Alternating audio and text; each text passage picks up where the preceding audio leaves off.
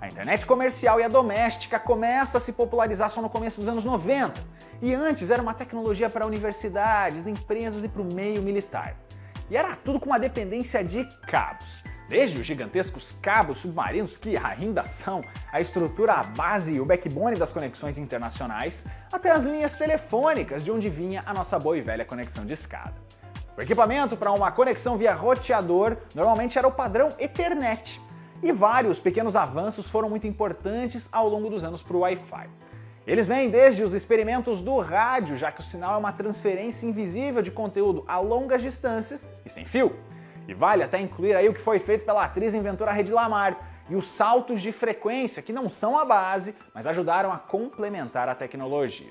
Eu falei um pouquinho sobre isso na história do Bluetooth, não deixa de conferir ela lá também. Mas o grande passo mesmo e a nossa primeira parada é em 1971. Foi nesse ano que nasceu a AlohaNet, a primeira demonstração de troca de informações sem fio pelo envio de pacotes de dados. Essa rede foi montada por pesquisadores da Universidade do Havaí, é claro, usando ondas de rádio UHF para passar informações entre os diferentes prédios da universidade em 4 ilhas da região. Foi um sucesso, que viria acompanhado de invenções muito mais famosas. Em 73, por exemplo, nasceu o padrão Ethernet, graças a Robert Metcalfe no lendário Xerox Palo Alto Research Center, ou PARC. Ele acabou bem mais popular que os pacotes via rádio e virou a forma de conexão mais utilizada para as conexões. E a unificação das pequenas redes foi só em 83, com o desenvolvimento do protocolo TCP/IP. Já em 1985, graças a uma proposta do engenheiro Michael Marcus, o governo dos Estados Unidos toma uma medida que acaba adotada no resto do mundo. A FCC, Comissão Federal de Comunicações, que é tipo a Anatel deles, liberou para uso a frequência de 2,4 GHz, que é a banda mais clássica do que seria o Wi-Fi, além de 900 MHz e 5,8 GHz. Todas essas podiam ser usadas nas comunicações via ondas eletromagnéticas ou ondas de rádio, sem precisar de uma licença prévia do governo. Aí, meu amigo, é só começar a colocar a mão na massa. Em 1988, a holandesa NCR Corporation e a AT&T inventam uma plataforma de comunicação aproveitando esses padrões. É a WaveLAN, que inicialmente só servia para conectar caixas registradoras na banda de 900 MHz, com uma velocidade máxima de 2 megabits por segundo. Era um sistema bom e que foi a base do que a gente veio conhecer por Wi-Fi. Mas assim como no caso do Bluetooth, tinha um problema grave na indústria. Cada empresa queria fazer do seu jeito, com a sua plataforma preferida, com nomes, com especificações diferentes. Se a situação continuasse assim, ia ser uma zona para o mercado. Faltava uma entidade organizadora, uma pessoa capaz de juntar esse pessoal numa sala de reunião para todo mundo fazer as pazes, pelo menos nessa questão. E essa pessoa era o engenheiro Vic Hayes, conhecido como o pai do Wi-Fi. Em 1990, ele criou o grupo de trabalho para redes de áreas locais sem fio 802.11. Essa equipe ficaria dentro do IEEE, que é a sigla para Instituto de Engenheiros Eletricistas e Eletrônicos, uma organização dos Estados Unidos que, entre outras coisas, ajuda a criar padrões na tecnologia. Mas o padrão demoraria só um pouquinho para ser definido. Nesse mesmo ano, o Tim Berners-Lee publicava o seu famoso trabalho sobre a World Wide Web, uma forma de navegação via interlinks, via sites, você conhece muito bem, porque é o que a gente faz até hoje. Já em 93, Heinrich Joden propõe pela primeira vez a criação de hotspots públicos, aqueles locais com o roteador ligado para acesso a conexões sem fio. Ele ainda não tinha o nome de hotspot, a galera ainda não pedia a senha do Wi-Fi, mas o conceito estava formulado. Nesse período, universidades norte-americanas começam a testar pequenas comunicações sem fio. A Carnegie Mellon adota a WaveLAN e começa um projeto próprio para conectar todo o campus. Aí tem uma história paralela que é importante. Em 96, o CSIRO, sigla para Commonwealth Scientific and Industrial Research Organization, registra uma patente bem especial. Uma forma de reduzir a interferência em transmissões sem fio feitas em redes de computador. O astrofísico John O'Sullivan era o líder da equipe e daqui a pouquinho isso vai ser importante. Isso porque em 97 os engenheiros publicam a primeira versão do protocolo 802.11 de conexões sem fio, com velocidades máximas de 2 megabits e algumas tecnologias do WaveLAN e dos australianos. Mas o padrão levaria ainda um tempo para ser liberado para uso, porque era considerado, sei lá, um piloto e ainda tinha muita interferência no sinal. Só que isso não impede que algumas empresas já comecem a fazer as suas parcerias para terem hotspots em estabelecimentos, o que inclui hotéis, restaurantes e, claro, a famosíssima rede Starbucks, que mantém essa prática até hoje. Em 1999 surge o padrão 802.11b, uma evolução em velocidade que garantia conexões de até 11 megabits por segundo. E a Apple lança nesse ano o iBook G3, um notebook que é considerado o primeiro produto de consumo popular com conexão sem fio, mas sob o nome proprietário de AirPort, que depois até virou um roteador. A tecnologia era da Lucent, uma francesa que você já conheceu aqui na história da Alcatel. E estava na hora de criar o padrão, né? Finalmente, ainda em 99, ocorre uma união entre 6 empresas. Nokia, Intersil, 3Com, Aironet, que era uma marca da Cisco, Symbol e a Lucent. No ano seguinte, elas oficializam o nome Wi-Fi Alliance, o nome da tecnologia como Wi-Fi e aquela logo que você conhece muito bem e que tem essa pegada meio yin-yang para indicar que dispositivos bem diferentes e até de gerações opostas podem se conectar com ela. Aí ó, fica atento pro padrão que tem, viu? Wi-Fi tem a primeira letra em maiúsculo, separadas por um hífen. E o nome significa nada. Pois é, ele é meio que uma brincadeira com Hi-Fi, a sigla de alta fidelidade no áudio, com Wide Wireless no lugar, mas é só isso. E foi bom ter adotado esse nome. Caso contrário, ele se chamaria IEEE 802.11b Direct Sequence. Bem melhor, né? Já a associação começou como o WECA, Wireless Ethernet Compatibility Alliance. Com tudo definido, começam então a aparecer os primeiros produtos com Wi-Fi, não só pela confirmação do padrão adotado, mas também pelo barateamento do equipamento. E em 2000 vem também o protocolo 802.11a, que usa a frequência de 5 GHz, o que significa maiores velocidades. Só que isso também significa que o sinal tem um alcance bem menor. Cada fabricante então tinha que fazer uma escolha sobre o que era mais importante. Isso durou até 2003, com o protocolo 802.11g, que combinava a alta velocidade do A com o alcance da B. E olha só, ele era retrocompatível com equipamentos que eram fabricados antes, só que usar esses aparelhos antigos derrubava a velocidade. Esse também é o momento em que dispositivos móveis começam a ganhar conexão Wi-Fi. Um dos primeiros celulares com Wi-Fi foi o Calypso C1250i, que fazia chamadas em VoIP. Veio também o Nokia 9500 Communicator com Symbian, aquele que se abria, virava tipo uma agendinha virtual. Em 2004 é realizado o primeiro voo comercial com Wi-Fi como possibilidade. Agora a gente vai começar a listar alguns dos novos padrões publicados, mas ó, a gente não vai falar de todos, porque é muito nome, é muito número e nem todos trazem revoluções no tema. O 802.11i, por exemplo, de 2004, trouxe mais mecanismos de segurança, enquanto o 11e do ano seguinte definiu alguns padrões para a transmissão de conteúdos via streaming e chamadas de voz. Em 2005, 100 milhões de chips com Wi-Fi já eram produzidos anualmente. Saltando para 2009, finalmente vem a versão que passa a utilizar múltiplas antenas e o suporte do Dual Band, que é o suporte para as duas frequências de 2,4 e 5 GHz. Na tentativa de facilitar a compreensão do nome, o padrão 802.11n é batizado como Wi-Fi 4, bem melhor. E nesse ano é publicado também o novo padrão 802.16, que ficou conhecido como WiMAX. Essa era uma forma de conexão paralela ao Wi-Fi, que era mais rápida e de maior alcance, destinada para regiões metropolitanas, regiões rurais, que ainda não tinham uma boa infraestrutura de cabos. Ela era rápida, segura e de longa distância, mas só podia ser usada por assinantes e usuários autorizados. O Brasil teve várias experiências com WiMAX na frequência de 3,5 GHz, inclusive pela Embratel, com apoio da Intel.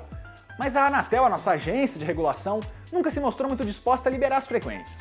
As operadoras também não se decidiam sobre a padronização, e a tecnologia, no fim das contas, prometia muito mais do que cumpria. A nível mundial, a empolgação foi baixando com o passar do tempo. E lembra aquela história de patente australiana? Em 2009, a organização original processou um grupo de fabricantes de eletrônicos por usar a patente deles no padrão da Wi-Fi Alliance, que tinha cada vez mais membros. O processo foi bastante longo e foi feito em partes, com várias vitórias para os australianos. Ao todo, ela ganhou mais de 430 milhões de dólares em indenizações e hoje é reconhecida por ajudar a inventar o Wi-Fi. Nesse ano, a conectividade atinge ainda a marca de 1 milhão de hotspots ligados. Em 2010, conhecemos a tecnologia Wi-Fi Direct. Essa é aquela que permite que 2 ou mais aparelhos se conectem entre si, sem precisar de um ponto de acesso. É uma espécie de Bluetooth mais rápido e mais estável, se você não é muito fã desse outro formato. Muita gente usou o recurso para espelhar o conteúdo de um dispositivo em uma tela, uma televisão, por exemplo. Já o app mais famoso para fazer isso de forma automatizada e terceirizada foi o Superbeam. Em 2012, a Aliança lança o Passpoint, um sistema que prometia acabar com o uso de senhas usando o chip SIM de um aparelho como autenticador e se conectando automaticamente a certas redes. Mais ou menos nesse período começa a se popularizar uma técnica que salva a vida de muita gente: transformar o celular em um roteador e, via Wi-Fi, transmitir o seu plano de dados móveis para outros aparelhos. Pulando para 2014, temos o Wi-Fi 5, que é o protocolo 802.11ac. Ele prometia redes 3 vezes mais rápidas que o padrão anterior, com sinal de alcance até 200 metros de distância e uma tecnologia inteligente de direcionamento que fortalece o sinal onde um equipamento é identificado. Também nesse ano é aprovado o padrão 802.11af, o Wi-Fi ou Super Wi-Fi. Essa conexão usa os espaços em branco de transmissões UHF de televisão para se propagar melhor, ou seja, aquelas redes não utilizadas e com grande alcance. Com a TV analógica desligada em vários países, inclusive aqui no Brasil, essa virou uma possibilidade nos últimos anos para as operadoras levarem conexões a locais mais remotos. Em 2016, a novidade foi o WiGig, com velocidade de até 8 gigabits por segundo, mas uma distância máxima de apenas 10 metros. Em 2017 vem o padrão AH, que é também chamado de HA-Low. Ele opera na faixa de 900 MHz e tem alcance melhorado, mas é uma conexão mais econômica, mais simples para dispositivos inteligentes que precisam de conexão constante entre si. E olha, a história do Wi-Fi continua bem movimentada nos últimos anos, cheia de novidades e pesquisas. Redes mesh estão na moda e a Google entrou nessa com os roteadores Google Wi-Fi, que se espalham pela casa. Já nos laboratórios, cientistas já trabalham, por exemplo, na transmissão de dados usando laser e também infravermelho. Mas isso é para o futuro, vamos para a realidade. Em junho de 2018, veio o protocolo de segurança WPA3, que evita vazamento de dados de dentro de uma rede, reforça o sistema de autenticação, melhora a segurança em hotspots públicos e facilita conexões de dispositivos simples na rede, estilo internet das coisas. Em setembro de 2019, o padrão AX, o Wi-Fi 6, foi lançado. Mais rápido, mais estável e mais seguro. E em janeiro de 2020 tem outro processo por patentes, dessa vez da Caltech, o Instituto de Tecnologia da Califórnia. Ela processou a Apple e também a fabricante de chips Broadcom. E o veredito de pouco mais de $1 bilhão é ainda maior do que o da organização australiana. E vamos falar aqui que o Wi-Fi não é a conexão mais segura do mundo, né? Ela tem as suas vulnerabilidades encontradas toda hora, sendo uma das mais graves em 2017, que burlava as criptografias WPA e WPA2 e acessava conexões de vários sistemas operacionais sem precisar de senha. E vale aquele conselho de sempre, hein? Cuidado com redes públicas, não saia conectando em qualquer rede por aí só que você está desesperado por internet grátis. E essa história do Wi-Fi, a transmissão de dados sem fio pela internet, que hoje é simplesmente indispensável.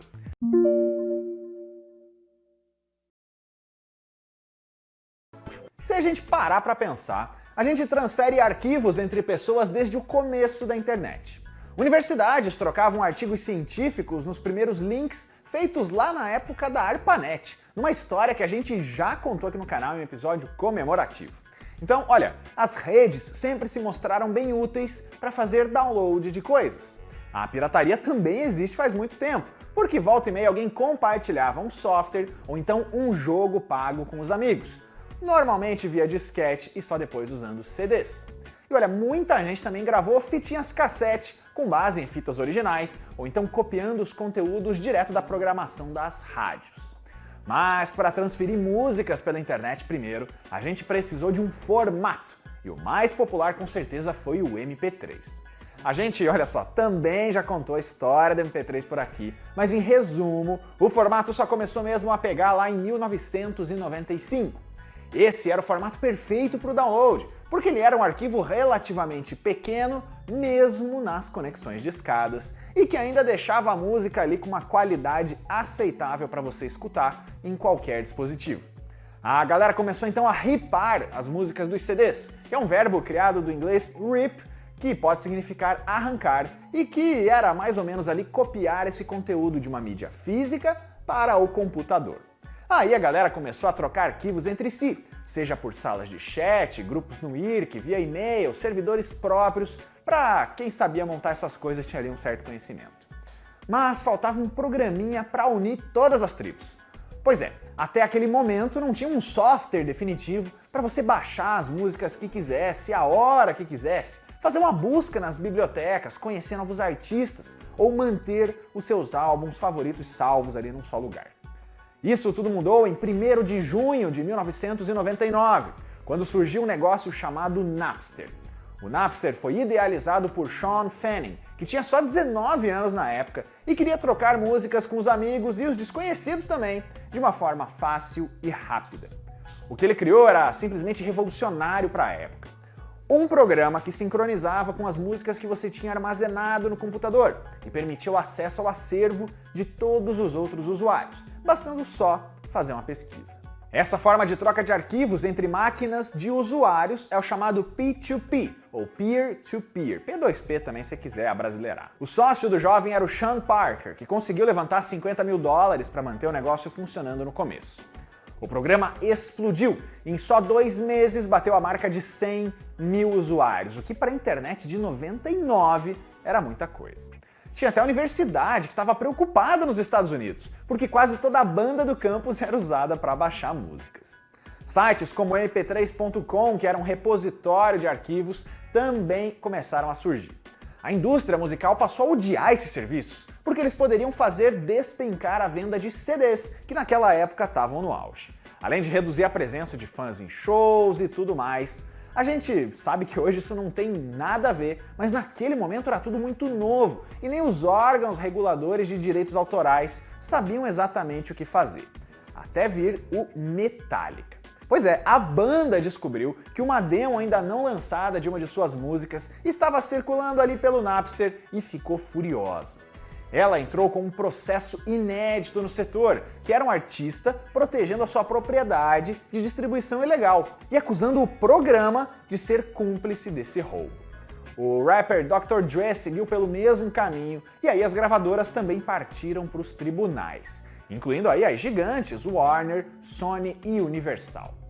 Vale lembrar que as marcas ainda nem sabiam direito vender música pela internet, então perder elas de graça parecia ainda mais absurdo. A RIAA, Recording Industry Association of America, que é a instituição que cuida dos direitos das gravadoras nos Estados Unidos, foi o órgão que mais teve serviço para fazer nesse período. Em julho de 2001, o Napster tinha só 2 anos de vida e 26 milhões de usuários. Vários deles que ouviram falar do programa depois que ele ganhou o noticiário por causa dos processos. Mas ele foi obrigado pela justiça a fechar as portas, porque perdeu absolutamente todos os casos. A marca Napster então mudou bastante de dono ao longo desses anos. Chegou a pertencer até a Best Buy, pois é, a loja Best Buy, e existe até hoje como um streaming legalizado, mas muito longe de qualquer concorrente. Depois do Napster, o Sean chegou a trabalhar em algumas empresas, incluindo a Rupture, que foi comprada depois pela EA. Mas ele sempre foi um cara muito reservado, muito tímido e, principalmente depois dos processos, preferiu ficar longe dos holofotes, comandando ali algumas startups. Já o Sean Parker depois foi trabalhar no Facebook, não deu certo por lá e virou empreendedor. Ele foi interpretado por Justin Timberlake no filme A Rede Social. Se você quiser saber com detalhes toda a história por trás do Napster, a gente recomenda o documentário Downloaded, de 2013. E olha, é claro que o fim do Napster não ia significar absolutamente nada nessa briga de gravadoras e de artistas, porque foi aí que abriram as porteiras da pirataria. Uma quantidade enorme de programas muito parecidos entre eles surgiu ao longo dos anos seguintes, com essa proposta aí, igualzinha, né, de compartilhar músicas e até filmes para quem tinha paciência de ficar até dias esperando tudo baixar. Em maio de 2000 nasceu o LimeWire, aquele com a logo do limãozinho, que também estourou. Ele durou até 2010, quando também foi obrigado a fechar as portas por decisão judicial. Teve ainda o Kazaa de 2001, que pessoalmente era o que eu mais usei na minha infância. Ele foi popularizado por dois desenvolvedores suecos que depois criaram o Skype, e o programa só parou de ser atualizado em 2006, adivinha só, depois que inúmeros processos que totalizaram 100 milhões de dólares obrigaram. Outro problema era o alto número de malwares contidos nesse programa, ou de conteúdos adultos disfarçados. Ele, adivinha só, também tentou virar um streaming legalizado, mas não deu certo e não existe mais. E vale lembrar também do Emule, aquele do burrinho, que foi lançado em 2002, funcionava por uma rede de compartilhamentos diferente e também durou vários anos. Ele tinha arquivos mais raros e até em caracteres de outros alfabetos, então muita gente preferia ele. Apesar de muitos malwares também, ele escapou da maioria dos processos e durou alguns anos mantido por fãs. Aqui no Brasil, todos eles e mais alguns viraram febre, e olha que a conexão rápida era rara. E para escutar tudo isso que você baixava, o player mais famoso com certeza era o bom e velho Winamp. Winamp. It really whips the llama's ass. Em 2001, a Apple percebeu toda essa revolução no consumo de músicas e lança o primeiro iPod, um player todo pensado para você andar por aí ouvindo a sua biblioteca de músicas. Claro que ela não ia confessar isso na época, mas o iPod era praticamente feito para você ouvir esses MP3 baixados ilegalmente. Nas primeiras embalagens, a empresa até colocou um adesivo escrito "Não roube músicas" na tela. A empresa só entrou mesmo ali em toda a legalidade em abril de 2003, quando lançou a loja e plataforma online iTunes. Essa foi outra revolução, porque esse era um ambiente pago em que você podia comprar músicas avulsas ou álbuns inteiros digitais, além de escutar prévias das faixas, tudo isso sem pirataria. Como as faixas eram protegidas, não era fácil piratear elas e os conteúdos, as gravadoras, artistas, todo mundo adorou. O Dr. Dre, aquele do processo contra o Napster, até participou de uma videochamada com Steve Jobs e parabenizou a empresa. Segundo o próprio Jobs, muita gente só pirateava coisas porque não existia uma alternativa legal para elas e que agora, como tinha ali uma interface fácil, um bom acervo, elas iriam parar. Se deu certo? Bom, em um ano, a maçã fez 70 milhões de dólares vendendo músicas a 99 centavos de dólar cada. A plataforma continuou funcionando por muitos anos e só foi substituída quando a indústria inteira mudou, mas daqui a pouco a gente chega na era do streaming. Com os programas sendo fechados ou cheios de perigos, a internet então se voltou para outra tecnologia que surgiu com outros propósitos, mas se mostrou perfeita para piratear músicas: o torrent. Ele ainda vai ser um episódio separado aqui da nossa série, mas em resumo, a troca de arquivos no protocolo BitTorrent é feita entre usuários de uma mesma rede, mas com um servidor central, que é o tracker, que agiliza essa troca de dados. Os usuários que baixaram e que mantêm o arquivo agem como os semeadores para acelerar a transferência de outras pessoas da comunidade. Os clientes de BitTorrent é que são os gerenciadores desses downloads. Em 2003 nasce o The Pirate Bay, talvez o mais famoso site de compartilhamento de arquivos desse tipo. O empreendimento nasceu originalmente na Suécia, mas os servidores do site têm que constantemente mudar de lugar por causa dos processos e apreensões. Os 3 fundadores já pegaram até tempo de prisão por infringir direitos autorais e o site volta e meia é tirado do ar, precisa estar em outro domínio, mas ele se tornou o grande símbolo dessa nova geração do movimento anti-copyright. Eles também já foram tema de um documentário, o Roube Este Filme, de 2006. Usuários também eram processados volta e meia por baixarem músicas ilegalmente, e vários países foram aumentando o cerco, até contra quem só queria o MP3 na faixa. Em 30 de março de 2006, sai um certo serviço chamado Groove Shark, que compartilhava músicas num formato um pouquinho diferente.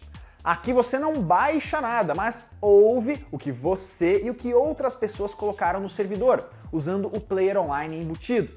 Essa é a premissa do streaming, em que você depende ali da conexão e não pode ser o dono dos arquivos. O Groove Shark não foi exatamente o primeiro, mas com certeza foi um dos mais famosos dessa primeira leva. O Napster, aquele Napster mesmo, quando ele acabou em 2001, ele se transformou num serviço chamado Rhapsody.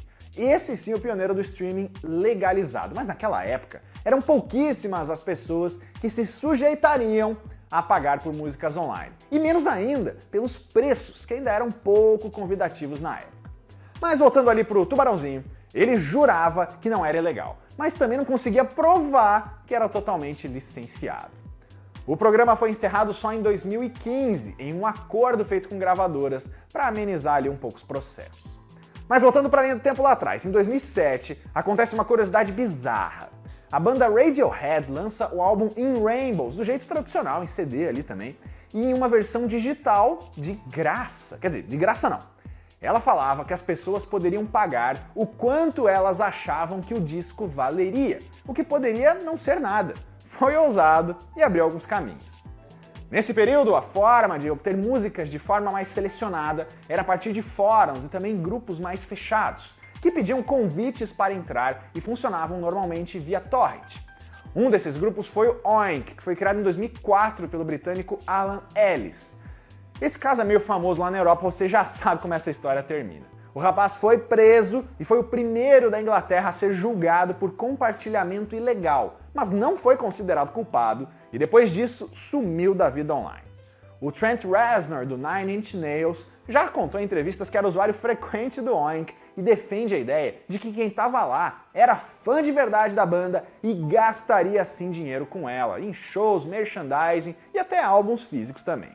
Tinha ainda a lendária comunidade Discografias do Orkut, criada em 2005, aquela com a foto de um gatinho numa prateleira de... Você sabe o que eu tô falando, né? Ela tinha mais de 1 milhão de pessoas quando fechou pela primeira vez em 2009, e aí ficou indo e voltando até o fim do Orkut. Em 2007 na França, em 2008 na Suécia, nascem então o Deezer e o Spotify, respectivamente. Os dois são até hoje alguns dos serviços de streaming mais quentes do mercado ao lado do Apple Music, e desde o começo nasceram com a proposta de serem 100% livres de pirataria e oferecendo um preço camarada. Só que eles demoraram vários anos para pegar no tranco e a gente já contou a história do Spotify por aqui, você pode saber mais. Além disso, ao longo dos anos, os celulares estavam começando a se transformar em MP3 players, com modelos da Sony Ericsson, da Motorola e de várias outras fabricantes, surfando nessa onda, oferecendo visual e funções especiais para tocar música, além de mais espaço de armazenamento. Com as conexões ficando cada vez mais poderosas, baixar filmes e até séries ilegalmente passou a não ser problema para os usuários, e a preocupação com a pirataria só aumentou em todos os cantos. Ao longo dos anos, algumas operações conseguiram fechar grandes plataformas de downloads ilegais. E olha só alguns exemplos. O Mininova fechou em 2009, o lendário RapidShare acabou em 2015 e, claro, o caso do Mega Upload. Em 19 de janeiro de 2012, o FBI fechou o site à força por violação de direitos autorais e lavagem de dinheiro, além de crimes envolvendo o tráfego de dados no site. Essa novela ainda envolve a prisão do King.com, o criador do site, um desses empresários meio excêntricos, meio megalomaníacos da tecnologia, que morava na Nova Zelândia. O serviço voltou na forma do Mega em 2013, que até existe ainda hoje, mas sem envolvimento do seu fundador e sem toda a popularidade. Todos os arquivos do antigo Mega Upload foram deletados. E olha como não tem santo nessa história. Em março de 2016, o músico Kanye West postou uma foto do seu navegador nas redes sociais, mas esqueceu de fechar uma aba que mostrava que ele estava pesquisando alguma coisa no Pirate Bay. Aparentemente ele queria um plugin que pertence ao DJ Deadmau5, que criticou o colega, mas olha a ironia. Ele, o Kanye West, é um dos criadores do Tidal, você escolhe como falar, um serviço de streaming que é não só legalizado, como quase processou o Pirate Bay porque o álbum Life of Pablo estava disponível lá. O Kanye depois disse que tudo era uma brincadeira, que aquele nem era o computador dele, que lógico que ele não ia deixar a aba aberta, mas, né? Atualmente temos serviços de streaming para todos os gostos. Tem o Deezer, tem o Spotify, Apple Music e YouTube Music, só para citar alguns dos mais famosos. Todos com um catálogo bem generoso e um preço mais acessível. Tem ainda serviços como o SoundCloud, que é ótimo para a galera independente, e o próprio YouTube, que tem ali álbuns completos e depois de muitos e muitos anos passou a controlar também os direitos autorais. A pirataria, então, dá para dizer que deu uma diminuída, com um controle muito rígido e também com o próprio público entrando na legalidade. E tem gente que defende que essa época ali, de décadas atrás, mais sem lei, era sim problemática, só que também trouxe alguns pontos positivos. Primeiro, ela ajudou a preservar muitos arquivos mais raros, desde registros de shows até demos que nem os artistas podiam ter e muito mais. Além disso, a internet fez as gravadoras se mexerem, passarem a sair do piloto automático nos lançamentos e finalmente se importar mais com o público, meio o que o Uber fez com o resto do transporte. E essa é a história da pirataria de músicas na internet, uma prática que ainda está bem consolidada, mas que não está mais no auge e deixa muitas e muitas histórias.